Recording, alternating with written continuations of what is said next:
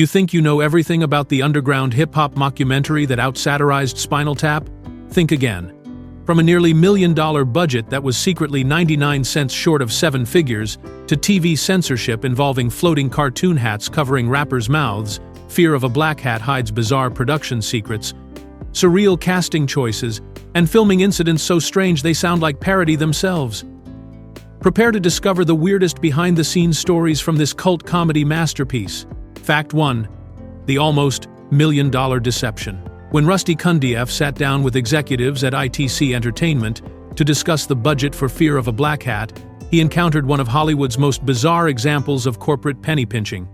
The film was officially budgeted at exactly $999,999.99 because ITC Entertainment absolutely refused to fund what they considered a true $1 million movie, so they literally shaved off a single penny from the round number. This wasn't just a quirky accounting decision or a superstitious move by nervous executives. The company had apparently drawn a hard line in the sand about crossing that symbolic seven-figure threshold for what they viewed as a risky comedy project from a first-time director.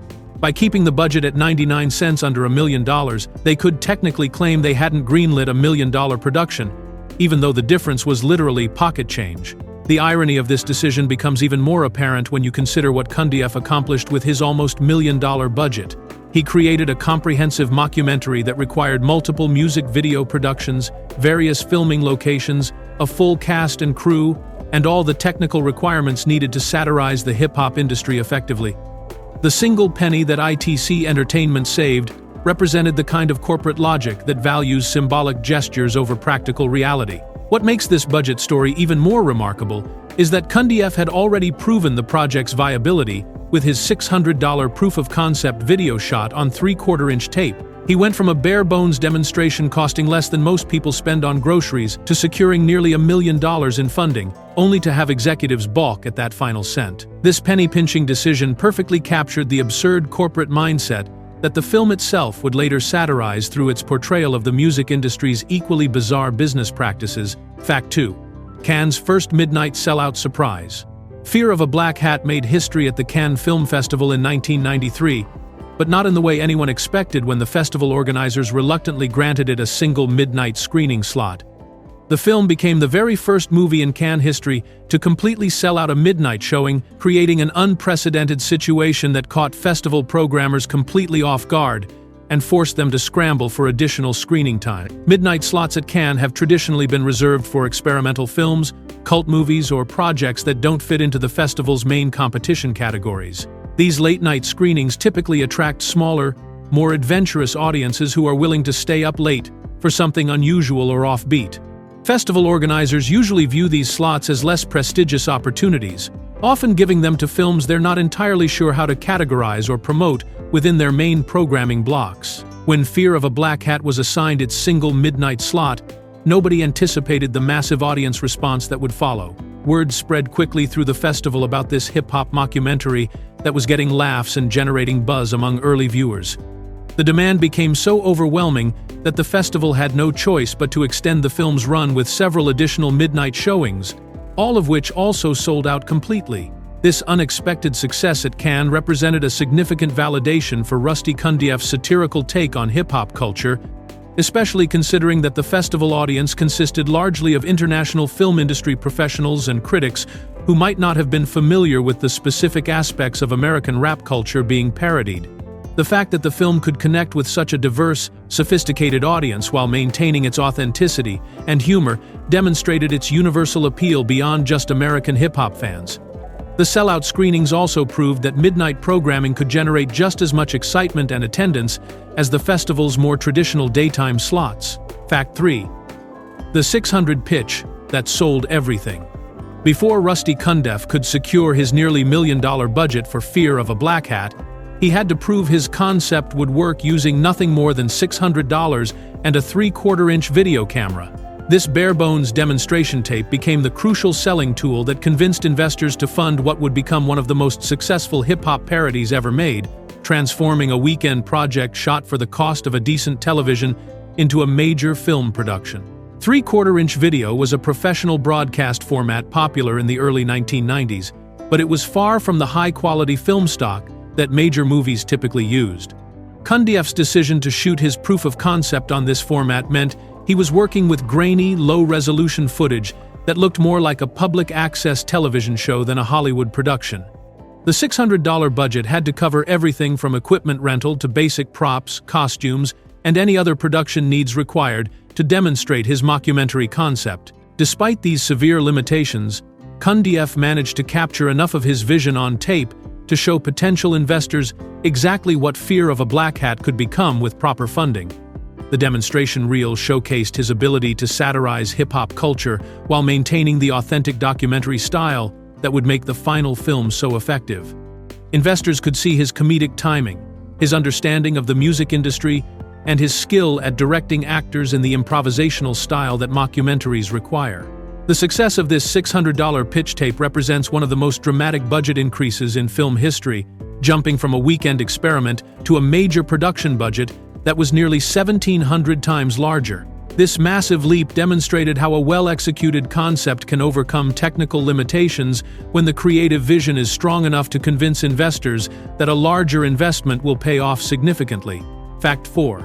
Lamar Goes Gangsta. Shock factor. Larry B. Scott's transformation from the flamboyantly gay fraternity member Lamar Latrell in Revenge of the Nerds to the hardcore gangsta rapper Tasty Taste created one of the most deliberately shocking casting decisions in comedy film history. Rusty Kundieff specifically chose Scott because audiences would instantly recognize him from the beloved 1984 comedy, making his appearance as a gun-toting, street-tough rapper both hilarious and completely unexpected. In the Revenge of the Nerds franchise, Scott had played Lamar as a stereotypically effeminate character who was open about his sexuality and known for his gentle, non-threatening personality. His character was memorable for being both a member of the nerdy Lambda Lambda Lambda fraternity and someone who defied traditional masculine stereotypes, making him beloved by fans who appreciated the film's messages about accepting people who were different from societal norms. The contrast between these two characters could not have been more extreme, as Tasty Taste represented everything that Lamar was not.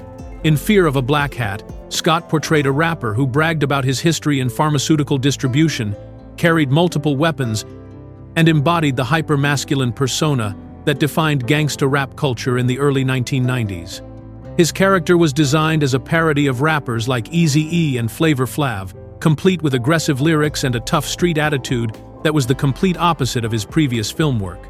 Audiences who recognized Scott from Revenge of the Nerds experienced an immediate comedic disconnect when they saw him attempting to portray this hardcore rapper persona.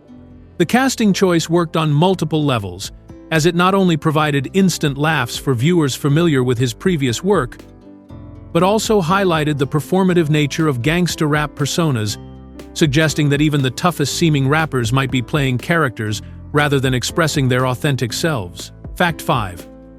The waiter who became a star. Mark Christopher Lawrence was serving tables at a seafood restaurant in Glendale, California, when he landed the role of Tone Deaf in Fear of a Black Hat, creating one of those classic Hollywood stories where an aspiring actor gets discovered while working a day job to pay the bills. What makes this casting story even more interesting is that one of his co-workers, a bartender at the same restaurant, had no idea about Lawrence's breakthrough role until years later when the film finally became available on home video. During the early 1990s, countless actors worked in restaurants throughout Los Angeles while auditioning for parts and trying to break into the entertainment industry. Lawrence was no different, balancing his shifts at the seafood restaurant with his acting ambitions, likely telling his co-workers about auditions and projects he was working on without anyone realizing how significant this particular film would become for his career. The bartender who worked alongside Lawrence later shared this story in an online review, explaining how he had always found Lawrence to be one of the best people he worked with and describing him as an all-around nice guy.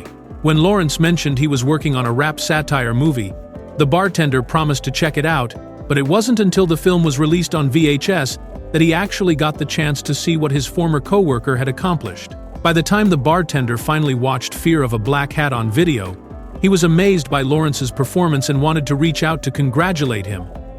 But they had already lost touch. Lawrence's portrayal of Tone Deaf, the sensitive member of the rap group who eventually becomes a hippie-influenced flower rapper, showcased his acting range and helped establish him as a character actor who would later appear in major productions like Chuck where he played Big Mike for 5 seasons. Fact 6. Floating Hats Censorship Madness. The television version of Fear of a Black Hat featured one of the most creative and absurd censorship approaches ever devised for broadcast, replacing all profanity with cartoon sound effects while simultaneously covering the actors' mouths with floating animated hat images that appeared whenever they swore. This bizarre censorship method extended far beyond just blocking bad language, as the same cartoon hats were used to cover nudity, hide explicit imagery, and even mask profanity that appeared in song titles throughout the film. Television censorship in the 1990s typically involved either bleeping out offensive words or dubbing over them with alternative phrases, but the editors working on Fear of a Black Hat's broadcast version decided to embrace the film's central theme by making hats the primary censorship tool. Whenever a character used profanity, viewers would see a cartoon hat suddenly appear over their mouth, synchronized with silly sound effects that replaced the actual curse words in the audio track. This hat-based censorship system created an unintentionally comedic viewing experience that was almost more entertaining than the original uncensored version. The floating cartoon hats would pop up constantly throughout the film, since the characters in NWH used profanity regularly as part of their gangsta rapper personas. The visual effect of these cartoon hats randomly appearing and disappearing created a surreal viewing experience